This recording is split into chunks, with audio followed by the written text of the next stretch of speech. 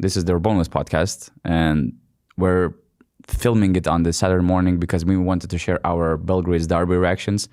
Amazing drama, amazing game, and a lot of storylines. So this iconic, why I think it was iconic, because you have to shoot 3 free throws to win the game because there's only 1 second remaining. You can miss the third one and you celebrate the win. You're playing away. 2 seasons ago, Nemanja Nedovic hit a game winner from the corner, right? From the corner. So he steps on the free throw line. All Partizan players leave the paint and open the floor for throwing stuff on the court, right? There was, I don't know, a lighter or whatever. Things coming on the floor. Even Željko Obradović has to step in, which I loved, actually, the way he did it. Yeah. And I hope that somebody took a picture, because Željko was like standing like this to protect Nemanja Nedovic on the free throw line. And it was a perfect camera angle decision to film that sequence from the side, because you can see shouting, you can see middle fingers. I don't understand Serbian, but I believe that chant was insulting.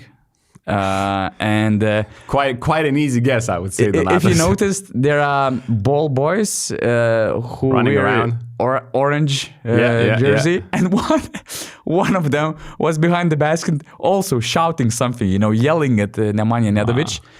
And with all this tension, with all this pressure, Nemanja Nedovic easily hits the free throw, and he's shaking his head like, not with me, it's not going to affect me. He hits the second one. That's my house.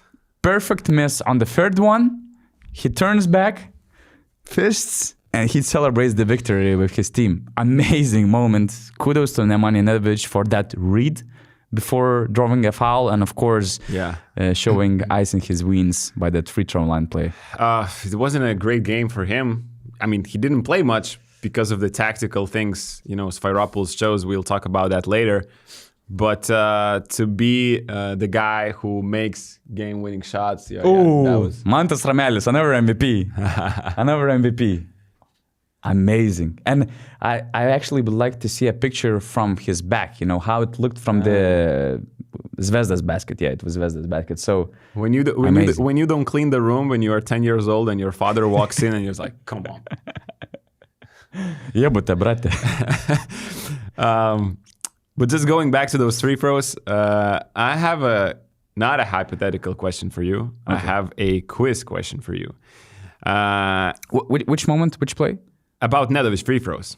Okay. How much time do you think passed between the foul and when Nedovic actually shot the free throw? Because when you were talking, I replayed the whole thing and calculated really quickly. So you need to guess the minutes and the seconds, and I'll give you a 10 seconds, plus minus 10 seconds if you guess that.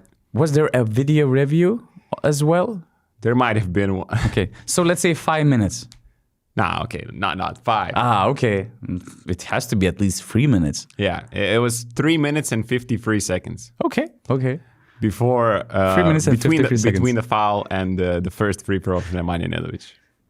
4 minutes, almost 4 minutes of just things on the court, talking to the refs, Brandon Davies trying to clean the floor, like right on the free throw line where Nemanja is trying to shoot the free throws.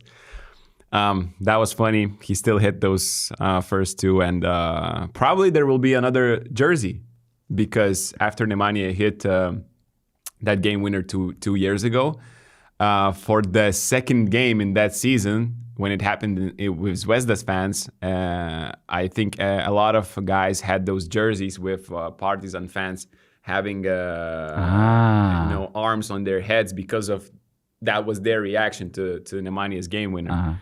So I could see. What would you put on that T-shirt? I mean, like Nedovic shaking his head or his fists. I think the fists, because they won. So, but it wasn't a beautiful game.